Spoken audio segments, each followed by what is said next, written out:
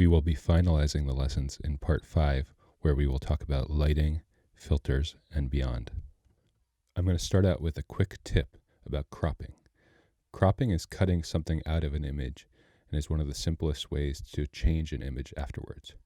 What you leave or take away in an image, either by zooming, physically moving closer or further away, or cropping afterwards, helps to tell the story of the photo. For example, is that telephone pole, car, or person staring at the camera in the background adding to your image or distracting from the subject? Would cropping it out make it more impactful? These are the kind of skills you will get better at with practice. Quality of light refers to the source of your light and how it affects your images.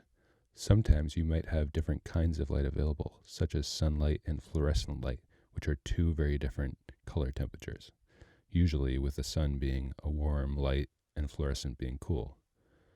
We went over how to use the Adobe Lightroom camera manually for these lighting scenarios in Chapter 4. The effective size of light can make a big difference on your image and greatly affect the interplay of shadows and highlights on your subject. Hard light is a light that is usually from one central source, like the sun on a cloudless day or a single bare light bulb, for example. The light coming directly from the sun creates defined sharp shadows and generally does not create a flattering light for subjects. Soft light is often a large, more spread out source of light, going in many different directions, and will create soft shadows and is generally a more flattering light for portraits. On a cloudy day where the sun is being diffused by the clouds, the light will often be creating soft, less defined shadows. Window light with translucent blinds or curtains can be a great light source. In the late afternoon, the golden hour, or early morning, the light is often flattering for portraits. Try placing your subject in multiple different positions relative to the light source for different results. There's a classic technique for portraits called Rembrandt Lighting, which you see all the time. The light is above and to the front right or left of the subject and creates a shadow on one side of the nose while lighting up both cheeks. If you're taking photos of a person, trying to make your subject feel comfortable in front of the camera is key. Feeling calm and confident will likely create better images yourself. Sometimes it's about timing of when you're photographing the subject. Did they just graduate? Are they sad or happy? I've taken photos of people and been nervous myself. For example, when I photographed Sir Ian McKellen, who portrayed Gandalf in the Lord of the Rings movies. The portraits were delayed until after our interview and his final performance that night for a pre-Broadway run. In retrospect, that was a better time to take the photos.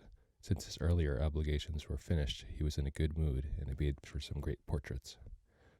Choosing which photos you will further edit, keep, post, and send to clients is also a skill that practice will help you get better at.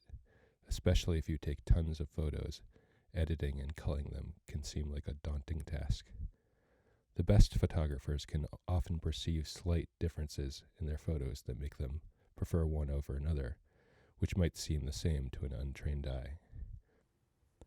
The Adobe Lightroom app has many filters you can use to change the image quickly.